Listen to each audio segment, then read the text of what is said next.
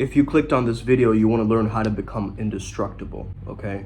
And I mean indestructible spiritually, how to have the immortality nectar of life, how to have the elixir of life, that flow state wisdom that carries on from this time forward, from generations to generations. Another way to say this is, how can you embody a timeless presence, okay?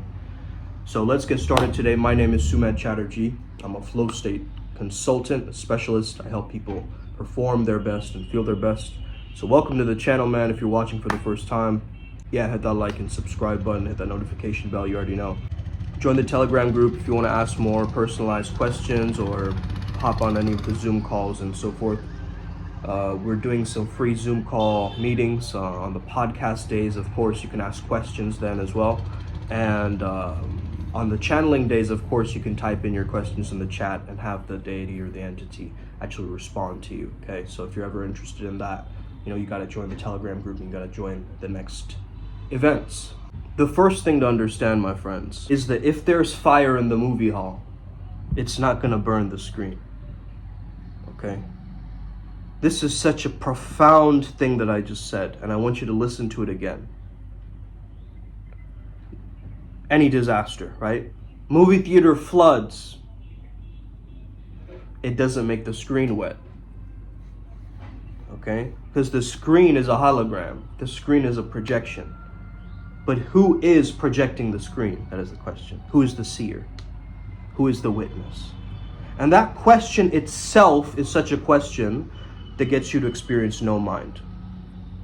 Because once you associate thought with mind, you also associate mind with I and the ego. So if there is no I, and the mind is seeking itself, okay, you can be untouchable, you can be free. So you might have thoughts and feelings throughout the day. It doesn't mean that they're necessarily true. Some of your thoughts are just like these old record tapes, right? They just keep replaying and replaying and replaying. And you're going, what the heaven? Like, please turn these off, right? Like, what is going on here? Right? What is the lesson that I'm supposed to learn? Usually there's a good moral lesson, okay, at the end of that rumination. You haven't found out what it is yet. But I can simplify this video with one statement. Consciously be present within your body. Consciously be present within your body. That's one of the gateways towards that timeless presence. Feeling, watching, and entraining yourself into that space within your heart, near your heart. That's the subtle mind, okay? And then you are the space itself. So what I'm telling you is unconditioned consciousness, okay? Consciousness without any conditioning, the uncarved block. Nothing added on top of that, okay? My jaw is also clicking a little bit, so excuse me if I do this throughout the video, okay? This unconditioned consciousness is that timeless presence that you're looking for.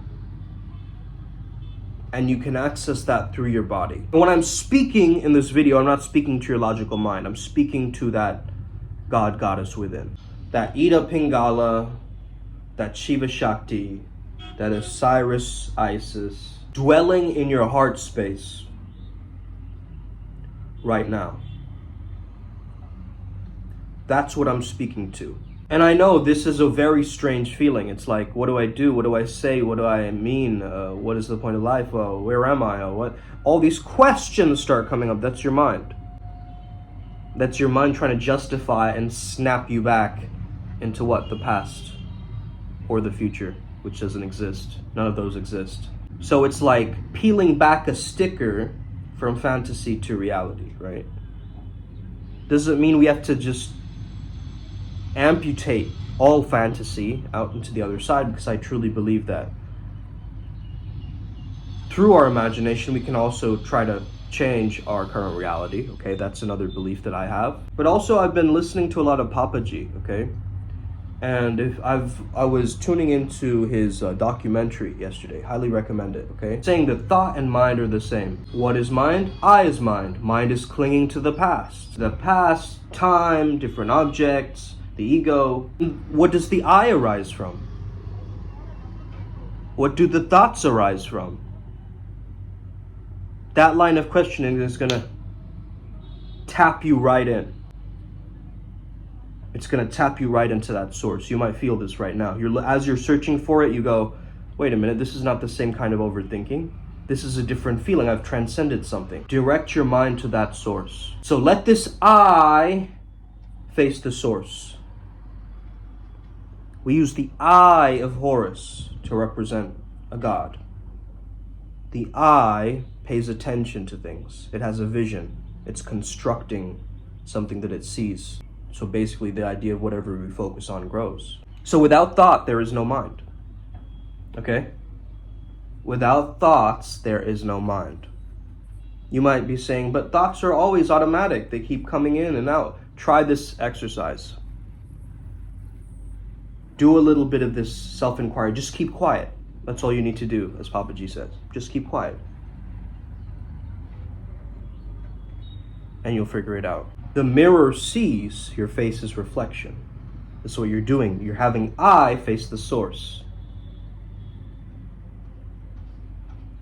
And in Gnosticism, we call it the monad.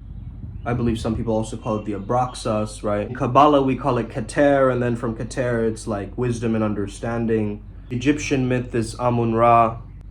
And all of these represent one, okay? In Zoroastrianism, we have Zurvan. In the Tai Chi symbol, we have Tai Chi, right?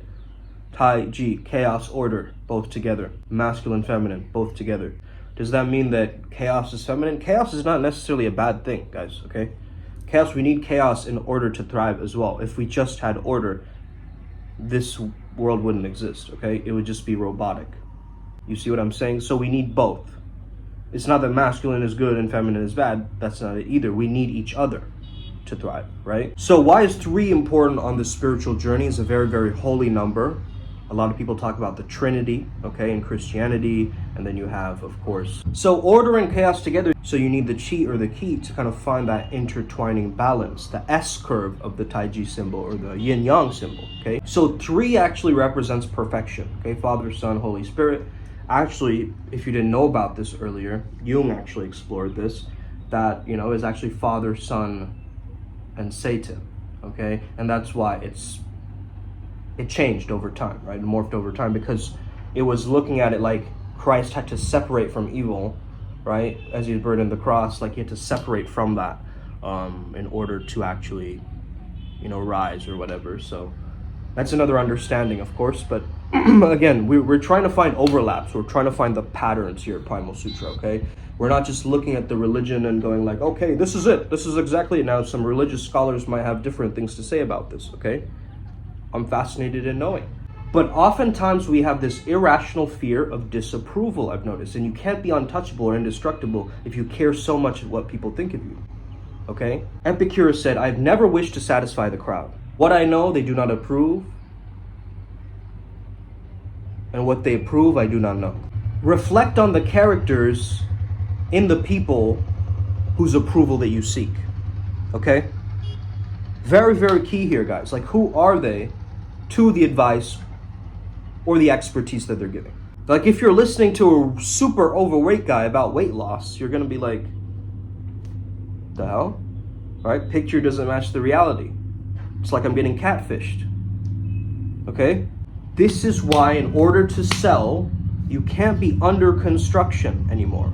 You see? You gotta walk your talk and you gotta dive into it. So 3 represents perfection, 4 actually represents wholeness, okay? Because the Christianity sign, right, we need the one going down and the one going up as well, okay? The understanding of that. That God is not only up there, is also in control of the underworld, is also in control of everything actually. Wholeness, right? All of it, good and bad, okay, is God. We understand that. So once you have this understanding, it really frees you as a man or woman, right, watching this. But are the people that you're listening to just like these sheepish conformist characters? Are they just blindly following the crowd? Are they flourishing or are they stagnating? Now, this person who's judging the crowd, he doesn't know what the crowd is. He doesn't know who those individuals in that crowd is. He's just clumping them up into one category. Praise the past of the people. He doesn't know what value that crowd or those people hold in his own life. Because he's overthinking so much, he can't figure out his own vision or his mission. And so once he understands, yo, the crowd is just a group of individuals. What if I looked towards admirable qualities in people instead, right? What if I looked at admirable characters and impressionable qualities that you would want yourself? Like, isn't that really what we're looking for though, guys, right? Even in a relationship, like, you're looking for your other part of you, right? In a sense, not your other half. You're like, they can't ever fulfill what is truly whole already. But you guys get what I mean, right? It's like you're looking for that missing piece. And oftentimes that missing piece comes back to spirituality. You haven't made that internal connection to the divine yet. And you're still searching and seeking for it. Now, what if we stop the searching and the seeking? There is no search. What if it's a coming back home? You see? No one is laughable who can laugh at himself. And through Diogenes, we learn this kind of humor. That humor is hugely important as a philosopher. And think that that person is not even worth of my revenge. You get it? That's how you actually got to live. Like, you have it within you to have some form of revenge, but it's like they're so below you that it's just like, what even is the point of being vindictive right now? Okay? Humor diffuses tension. And witty remarks can turn enemies into friends. We ruin people's attempts to disturb us or insult us. We gain the power back. We become indestructible. It's not about you. It's about them as they're making that insult or that comment. It's everything about them, and it has nothing to do with you, and that frees you. That liberates you. Sometimes people genuinely care for us, and they're giving us some form of a constructive criticism. That's very valid. Okay, that's very valid.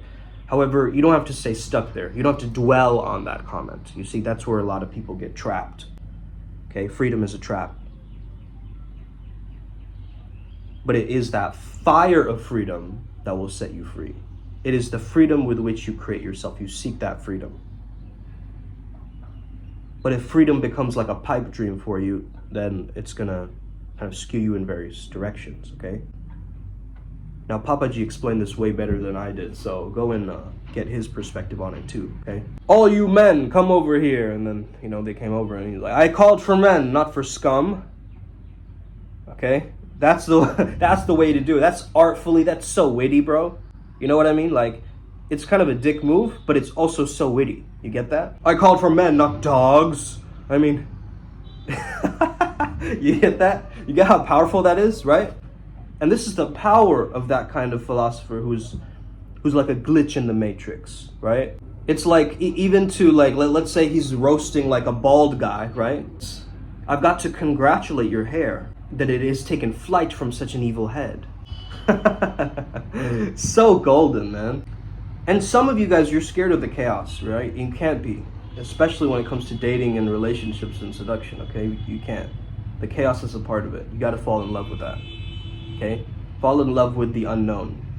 That's how you're going to win at this. Because when you fall in love with the unknown, you fall in love with present itself. Because the present moment is unknown. Anything can happen right now. I could spill this coffee on me, There could be so many different things happening. And so that's what you got to be acutely aware of, okay? We're really attracted to the chaos of the dark feminine, right? That witchy kind of character, that Jezebel, Lilith kind of character, right? That sways us, towards that sensual, teasing, striptease kind of mentality, right? That we're so drawn into in the westernized influence around the world. We see it, okay? But understand that if you sacrifice something, right, you oftentimes get something on the other side. Like, a lot of people, that's why they sacrificed people, right? Sacrifice their lives, sacrifice everything. And this idea of sacrifice, you can never get a gift without sacrificing something, right? Giving something up. You can never receive a gift without giving something itself. It's like you're giving something in return for something, right? That's always kind of the understanding of this thing. Yes, she attracts you, that witchy energy, but it also rejects you a lot, right? Like, I've been rejected by countless hot women, okay? But also as a byproduct of doing that, I've also met very beautiful women who then I've come acquainted with and more intimate with, right? So it's like, you have to go through that process of like drudgery of like, oh, my heart is beating fast and I don't know what to say. And then you transcend the paradigm. It's like, this is just another person, right? And I'm putting all this emphasis on her beauty, and I'm putting all this emphasis on these different qualities that, are temporary. Her tits are going to get old and saggy one day, her skin is going to look kind of wrinkled up in a sense. So is mine, right? And my balls will wrangle to the floor one day, okay? So I got to understand that. I'm not afraid of aging. I want to fall in love with aging just because, why? Aging is also unknown. A lot of people age fast, a lot of people age slow. But hey, we're still aging, right? There's no denying that. We're going to get older. And so we might as well get wiser as we get older. And that's another one of the ways that you become immortal. As you enter that turiya, or that timeless present state, that's okay. But also you understand that you have the wisdom for centuries and centuries. You are actually an old soul, okay? And when you come to discover that you're an old soul or a mature soul, or maybe you're a new soul born into this world and you're very confused about what's going on, you got to seek the solace and the wisdom of an old soul telling you these things, you see? Sacrifice now. Don't breed resentment. Go through the chaos. You see, the fantasy will fill in the empty spaces of your mind. Let's say that someone breaks up with you and cheats on you, right? Now your whole worldview has shifted then, because you reflect on the relationship and you get stuck in the past, like everything that I knew was a lie, and you try to reconstruct all the memories that you had together, right? And you call that out and you calm that down. You actually do what? You look for the moral in the story. That's what every movie that we grew up, nursery rhyme, everything has a moral, right? It has a lesson. Aesop's Fables, one of my favorites, okay? All of these things, they have a good moral at the end of it, okay? So understand, what was the lesson so you don't become that same average frustrated chump who became completely naive in the relationship. You weren't just a target anymore, you became the wise man because you've been through that fire. And maybe it took you a few years to get over that, but that's okay. It's valid. As a man, you need to do that inner work. You need to go through that drudgery and that pain to come out of the other side with the elixir of life. That's the whole hero's journey, right? A lot of you are doubting yourselves right now. You're beginning the spiritual process or this personal development process, and you're feeling a bit of resistance. That's completely valid and normal. It's called the refusal of the call on the hero's journey, right? So you got to get more acquainted with these terms and these terminologies and understand that that little bit of resistance or doubt that you feel right now is completely valid for what's about to come next. As you transform from the ordinary world to the extraordinary world, and that's what's going to happen soon. Now, I know I'm wearing red, but I just want to mention this. I just thought of this. Carl Jung has a book called The Red Book, right? Where he drew out like images of his unconscious mind, or where he was going through that dark night of the soul region, where he was actually having premonitions of like the World War, like World War I, believe at the time, right? And he's having an extramarital affair, and he like a bunch of just like gunk was sitting up in his mind, right? And he went on this spiritual, I guess, journeying, you could say, where he's tapping into a hypnagogic state, which I highly recommend, if you're watching, because all these geniuses, they have gone into hypnagogic states, from including how, found out about the benzene particle, right? The Ouroboros and so forth. So all of that was from these trance-like states, right? Somewhere where the practitioner, altered their state of consciousness to get these downloads going through them so that they can thrive and be a walking ripple effect across the globe, right? And so if you're on this journey, if you're on this path working, and you understand that I am presence, that I've got to return back home, that I've got to take a few deep breaths and be conscious within my body, that's really what you need, man, in order for you to have faith over fear. That's what's going to create that flow. Okay? You got to have faith of something, faith or belief of something. Even atheists have faith that they believe that God isn't real. So they still believe in that, right? So that's still their religion. So you are indestructible. You are untouchable. You are free. You are what is behind that seer. Okay? We all are. I am you, you are me, you see? Because we all have that screen. So understand that yes, right now you're looking at a YouTube video, but these are all colors. You get it? These are all colors projected on the screen. Excuse the construction noise. This is unfortunate that, this happens all the time in Newtown, India. So I know, I get it. You guys are annoyed at the noise, like, close your window, bro. But I can't help it, man, okay? This is the best we got. So it's gonna feel, when you enter this timeless presence, it's gonna feel like You're ripping off like a really thick, heavy sticker.